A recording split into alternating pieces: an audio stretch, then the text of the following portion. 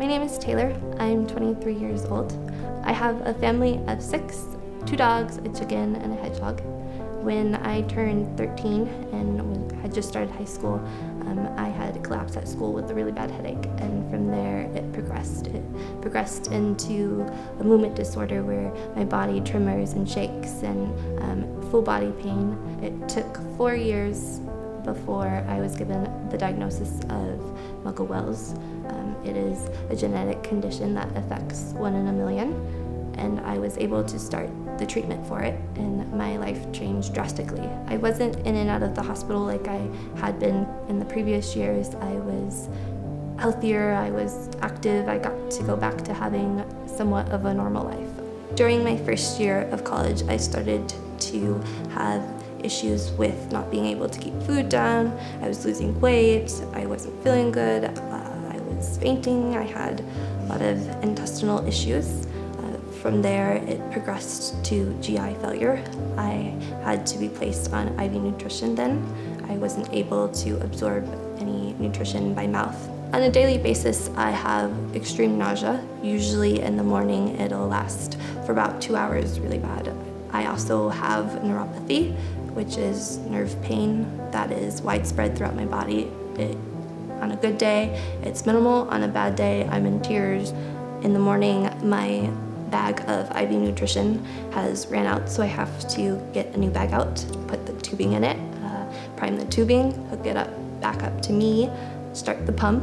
I have to add stuff into the IV nutrition, the vitamins, the minerals. I was eventually able to go back to school. I got to go live in the dorm. Due to my health declining during that time and the school being unable to accommodate me, I had to withdraw from school. I was devastated. That was the one thing that was mine.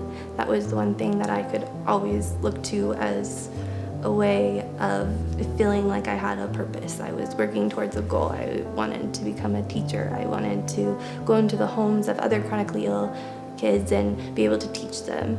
I always believed Christ was the Savior. I just didn't have a relationship with the Lord.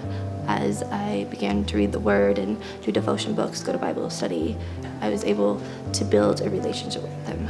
I realized that it wasn't about the time I had left, but about how I was using that time. I had to be intentional with my time. I needed to be intentional with God. I needed to allow Him to change my heart, to change my mind, to change my perspective. And it was a daily battle for a while. I didn't want to get up and read the Bible. I was angry. I didn't want to talk to the Lord because I was angry and mad and I didn't understand, and all I could say was why. It was just like He was knocking on my door every day. Just talk to me, tell me your frustrations, yell at me, give it all to me. And it wasn't until I gave it all to Him and I said, okay, Lord, my plans just completely went out the window. My idea of a normal life, having a career, having a family, growing old has now changed drastically. Our purpose in life isn't based on going to school, what degree we get, whether we have a career. Our success in life has nothing to do with anything we think it does. Our purpose in life is to share Christ's love and to serve others. We don't know how long I have to live. My disease is progressive. How far it'll progress and how quickly it progresses, nobody knows. It changes day to day. There are moments where I am really healthy, and then there's times where I'm really, really sick. If you don't go to the Lord and you don't ask Him what to do, you'll never know what to do. And in my stillness and in my prayer and in those days where I'm stuck in bed, that's what I ask. And then He tells me what to do.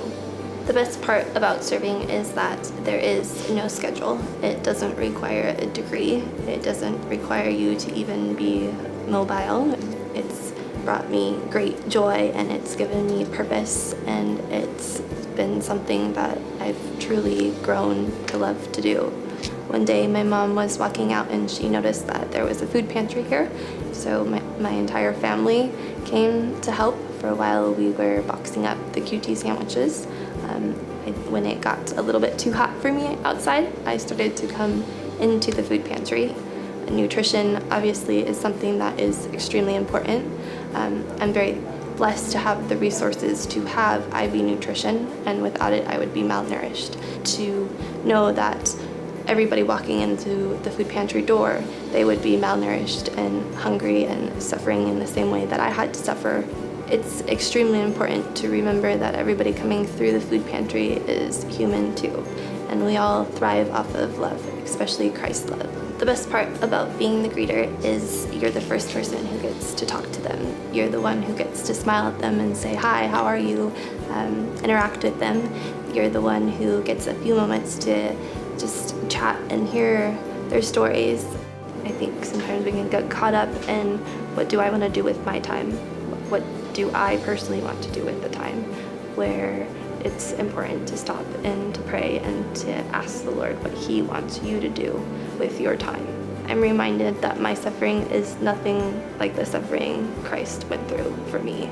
And if He can overcome that and overcome the grave, then with His help I can overcome my own struggles and my problems and cast all my anxieties and worries on Him. And He wants me to do that. He wants to take all of that pain and suffering away and give me a life that is full of joy.